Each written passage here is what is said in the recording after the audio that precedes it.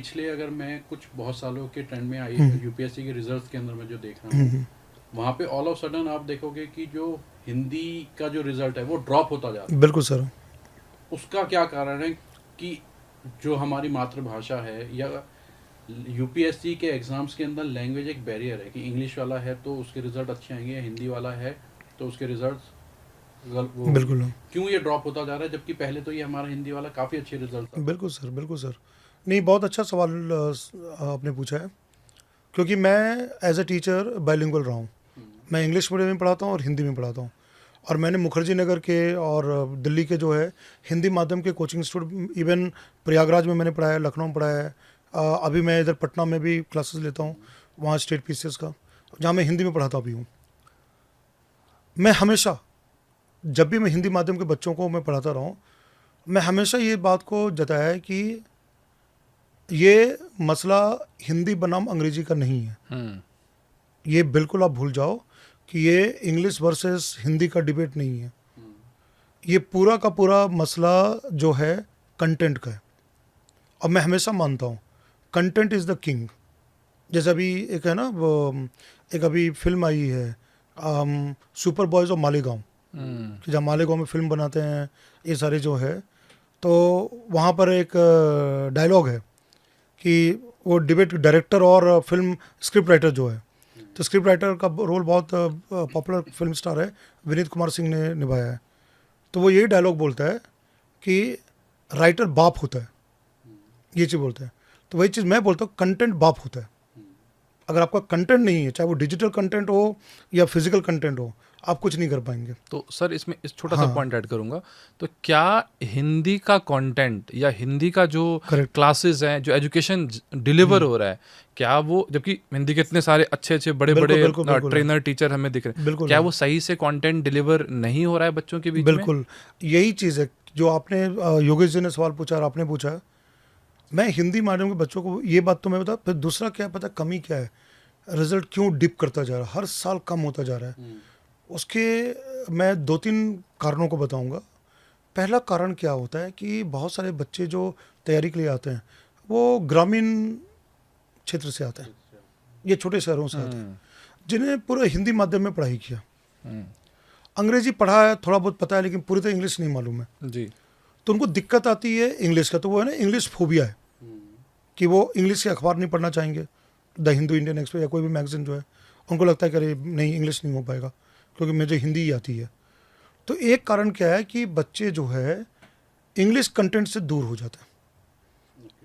अगर हम सोर्स की बात करें कंटेंट की, जो जैसे जीएस होता है, सामान्य विज्ञान, सामान्य ज्ञान जो है, जनरल हिस्ट्री, ज्योग्राफी, पॉलिटी, जितने सब्जेक्ट हैं, अगर हम कंटेंट की, जो आपने जो बताया अभी प्रणव जी जहाँ बताया, कंटेंट का गैप है। इंग्लिश के जो कंटेंट होते हैं और हिंदी कंटेंट में अंतर है।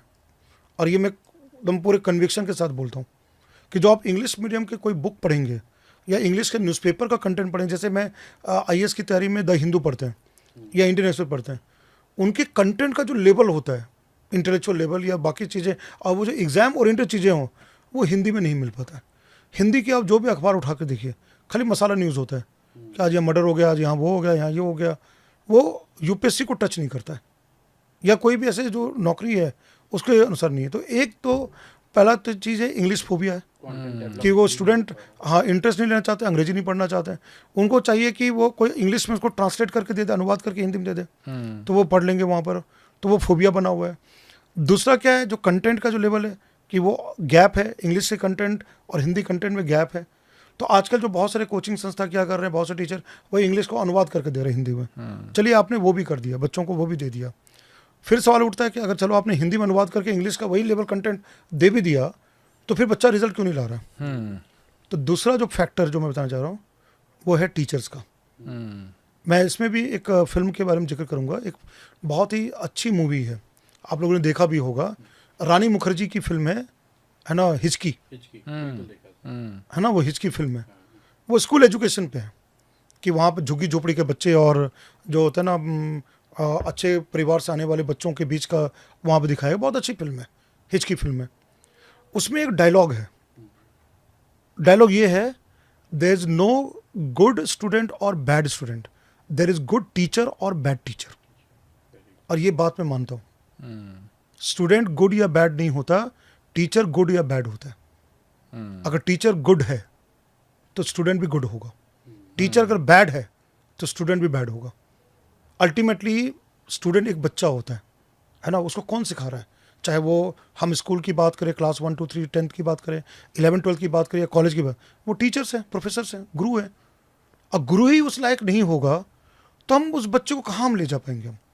प्रोफेसर अगर द्रोणाचार्य होंगे तो शिष्य अर्जुन अर्जुन और बनेगा वहाँ पर, जी जी जरूर बनेगा। तो आज हिंदी माध्यम की कोचिंग इंडस्ट्री में द्रोणाचार्य की कमी हो गई है। खाली पैसे की बात हो रही है, टीचर खाली पढ़ा रहे हैं और कई जगह ये चीज़ें, तो ये मुझे थोड़ा दुख होता है कि जिस लेवल पर डिलीवरी, ऐसा नहीं मैं कहता हूँ टीचर्स नहीं है, अच्छे टीचर्स हैं, बहुत अच्छे टीचर्स हैं, लेकिन उनकी एक्सेप्टेंस नहीं हो पा रही है।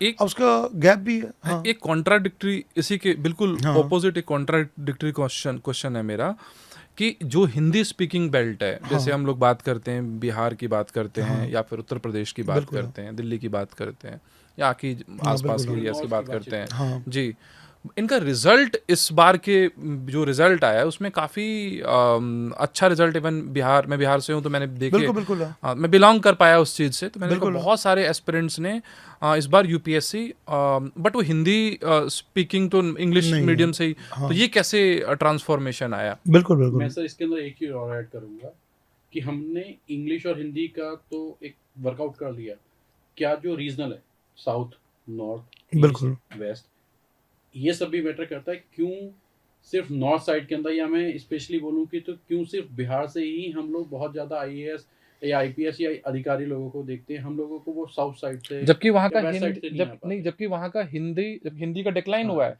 But Bihar is still Hindi ऊपर है। हिंदी में ज़्यादा वहाँ बिल्कुल, पे, तो बिल्कुल। ऐसा क्यों नहीं, ट्रेंड? मैं इन दोनों क्वेश्चन का जवाब देता हूँ। पहला क्या चीज़ है कि अगर हम नॉर्थ की बात करें, जो रैंकर्स है, जैसे कि इस बार का ऑल इंडिया रैंक 1 2024 का जो एग्जाम है, शक्ति दुबे है, वो यूपी की रहने वाली है, उत्तर प्रदेश की है। All India rank 1 5th attempt में की है, उनका 5वां अटेम्प्ट में इस बार रिजल्ट आया। पहले तो 3 प्रीलिम्स तो क्वालिफाई नहीं कर पाई, फिर चौथे जो बार अटेम्प्ट दी तो मेंस तक पहुंची, तो आया नहीं, सिलेक्शन नहीं हुआ। इस बार सीधा रैंक 1 लाई है वो यूपी की।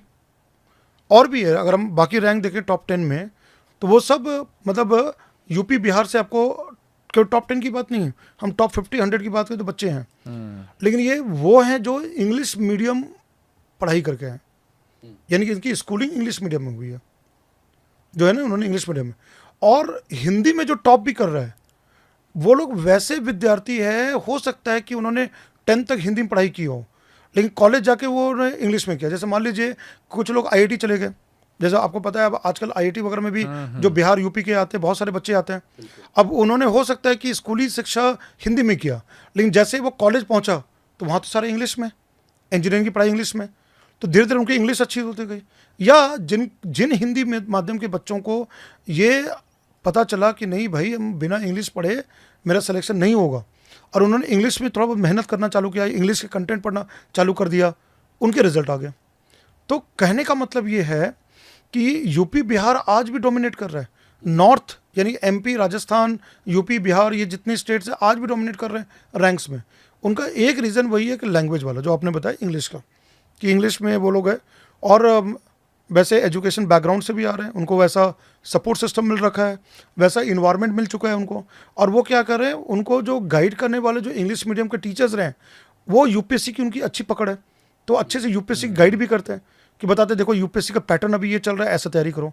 अब यही चीज़ हम हिंदी मीडियम में जाएँ तो वहाँ वो वैसा गाइड करने वाले लोग कम हैं, जो उनको बता पाए कि देखो अभी पैटर्न ये चल रहा है, ये चीज़ है। तो बहुत सारे बच्चे जो टैलेंटेड होंगे बट हिंदी मीडियम से होंगे, और वो राइट टाइम पे राइट डिसीजन नहीं ले पाए होंगे, तो कहीं ना कहीं छूट गए इस रेस में। छूट गए रेस में यहाँ पर। और दूसरी बात जो आपने पूछा, हिंदी और साउथ इंडियन जो स्टेट का लैंग्वेज, क्योंकि मैं सब जगह जाता हूँ, हर जगह पढ़ाता हूँ मैं। अब मैं इसमें बताता हूँ, क्या अभी लैंग्वेज को लेकर काफ़ी विवाद भी चल रहा है ना, हिंदी और एंटी हिंदी, आपको पता है तमिलनाडु में बहुत चल पूरा तो है कि आप वहाँ हिंदी बोलना मतलब पाप है। अगर आपने में भी चल रहा है, महाराष्ट्र में चल रहा है, अभी कर्नाटक में भी स्टार्ट हो गया कि हिंदी भाषी और कन्नड़ा भाषी, ये भी विवाद चल रहा है ऊपर। मैंने रियलाइज़ किया है, जो ये भाषा लेके वो पॉलिटिकल है, वो तो अलग चीज़ है। अब मैं टीचिंग और एजुकेशन की बात करता हूँ, वो जो मेन चीज़ है वहाँ पर है। अब जैसे मैं केरला जाके क्लास ले रहा हूँ, ठीक है, वहाँ पे बच्चे, अब जैसे हमारे यहाँ पर बच्चे हिंदी माध्यम स्कूलिंग करके आते हैं, तो वहाँ भी मलयालम भाषा पढ़ के आते हैं। जी। उनकी स्कूलिंग भी मलयालम में हुई है, ठीक है। दिक्कत वहाँ भी है, ऐसा नहीं मैं कह रहा हूँ कि केवल नॉर्थ की बात है। अब आप सोचिए कि मैं केरला में त्रिवेंद्रम में क्लास ले रहा हूँ, तिरुवनंतपुरम में, अब मेरे क्लास में जो बच्चे बैठे हैं, जो अभी यूपीएससी के लिए बैठ रहे हैं, उसमें से मान लीजिए आधा से ज़्यादा मलयालम स्पीकिंग है, और उनकी भी इंग्लिश उतनी अच्छी नहीं है, टूटी फूटी इंग्लिश है। जैसे मान लीजिए कि यहाँ पर हिंदी के लिए होता है कि हिंदी है, थोड़ी बहुत इंग्लिश जानते हैं, पूरी तरह से 100% इंग्लिश कमांड नहीं है।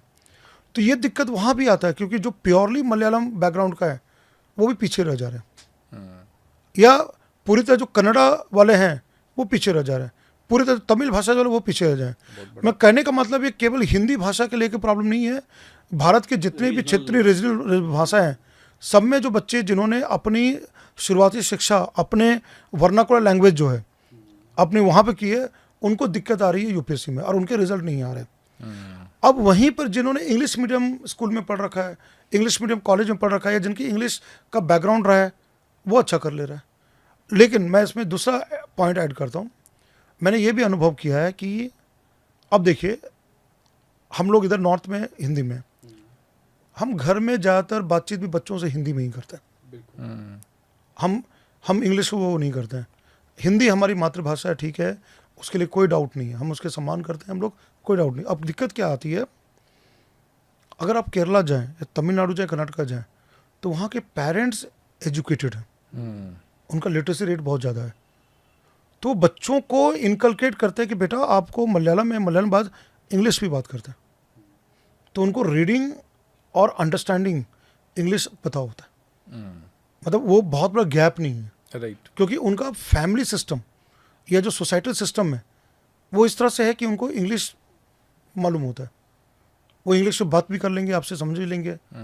हो सकता है कि कुछ जगह पे उनको लिखने में दिक्कत है, कहीं भी है, लेकिन वो बिल्डअप कर लेते हैं, रिजल्ट आ जाता है।